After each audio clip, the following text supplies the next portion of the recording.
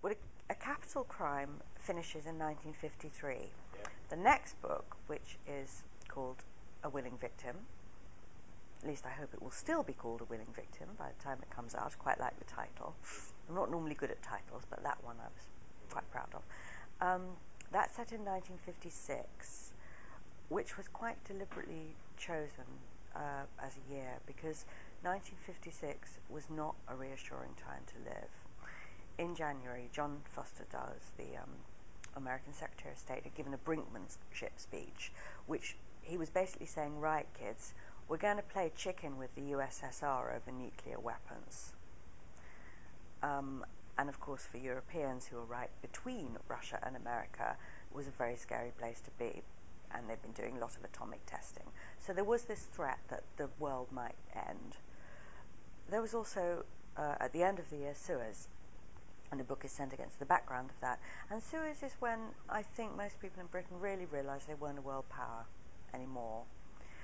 And there was also the Hungarian uprising, which was brutally put down by the Soviet Union. And I think people began to realise, even if they'd been in the Communist Party in the West, they were tearing up their party cards. And there was this real threat with the Cold War.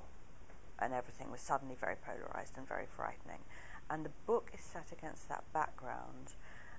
And really, without sounding too pompous, it's about people seeking certainties at a time of uncertainty. It's very interesting. In 1956, a lot of alternative religious movements sprang up. If you look at how many of the ones still popular today started in 55, 56, 57, they came up like mushrooms.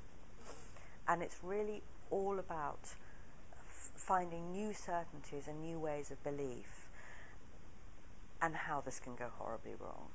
And Stratton, of course, is 20th century rational man and finds himself surrounded on all sides by not only sort of, not quite like a medieval peasant, but fear, a real fear of a nuclear apocalypse, but also an awful lot of mumbo-jumbo. And he has to make his way through this. That was something that interested me quite a lot because I grew up in a cult. My parents were members of something that could, not unreasonably, be called a cult.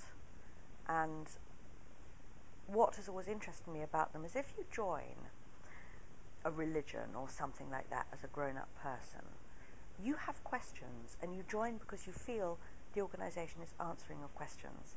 If you're a child, you don't have that. You're just there.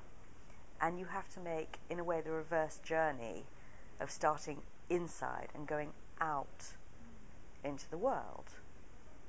You know, shedding that rather than a grown-up person who begins with maybe not much of a belief system and acquires one later on. So you sort of feel that you're going the opposite way up the escalator and it's a bit of a battle. And that was interesting to me, to go back and think about my childhood. I thought, I'm ready to do that now. I mean, obviously, my childhood wasn't in 1956, but fundamentals about those types of organisation don't really change. So, in a way, Stratton it's been quite interesting writing that, actually, because Stratton's coming to it fresh, and I know about it. And also desperately trying not to make it autobiographical, while at the same time remembering all these people I knew in childhood who are just the most wonderful material. I'm quite unashamed about that.